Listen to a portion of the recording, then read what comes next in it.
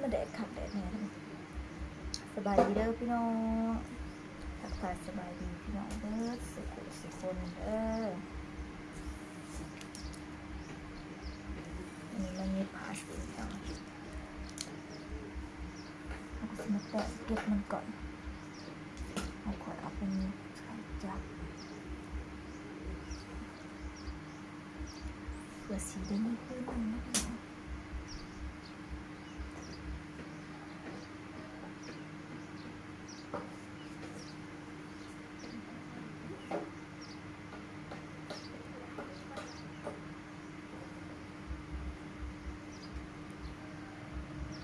นี่คือแดดแท้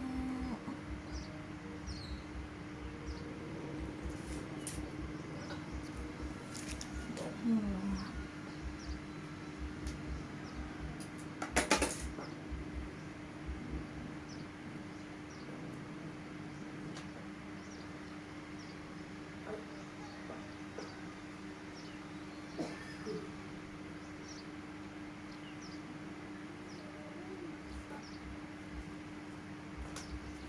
แต่ละมื้อก็บ่ได้หยุดยังเหรองงแต่ก็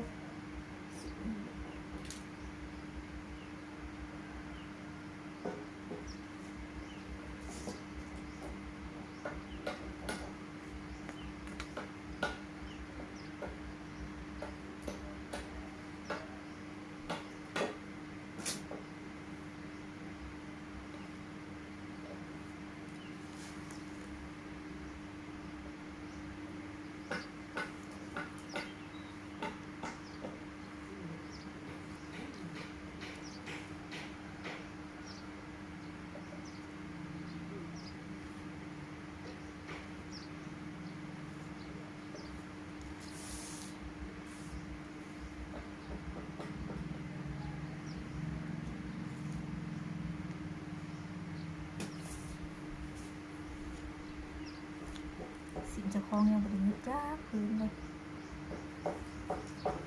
หอบงานอะไรได้นี่พี่น้อง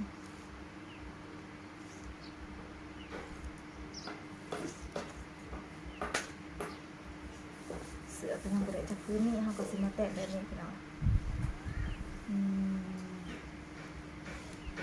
โอ้ยหนาคือเป็นจังซี่แสงแดดเขาก็สิมาแตะเกล็ดมันแบบนี้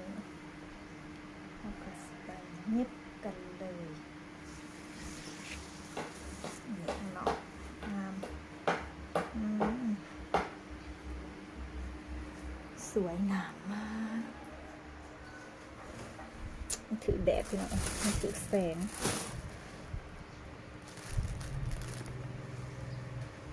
ถือแสงมันก็เลยมันเหลื่อมแดดเอา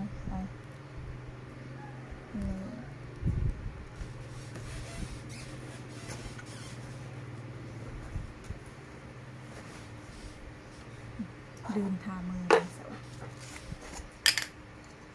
ลืมทาผิวนะ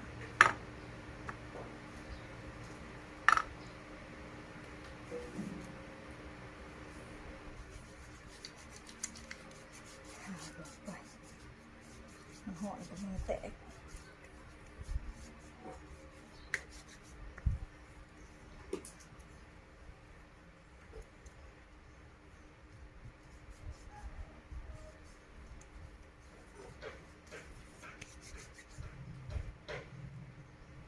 ไปจับเขียดมันคืนมือดำเบิดเด็กดำยังบริล่างมะนาวพี่น้องไปจับเขียดกับบริหารหุ่มเขียดบริหารโตเขียดบริหารเขียดพี่น้องไปลองเบิดคุยหุ่มคนเพื่อจะได้ไปลองเบิดว่าบริหารหุ่มเขียดมันก็บ่มกซื้อเอาพี่น้องแต่ไปซื้อเอาละ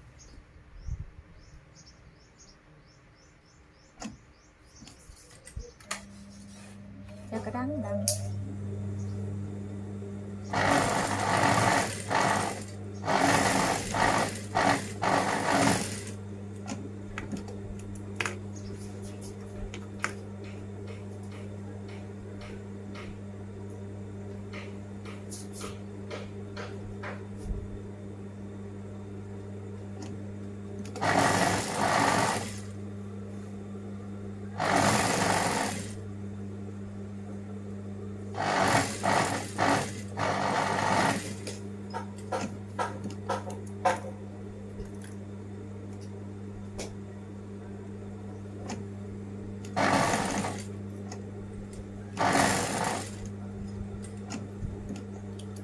ฮ้อนๆน้อยนี่ฮ้อนๆสิฮ้อนแดดแห้งหัวกระลางแท้แดดแห้งแท้หวานกันฮ้อนก็ฮ้อน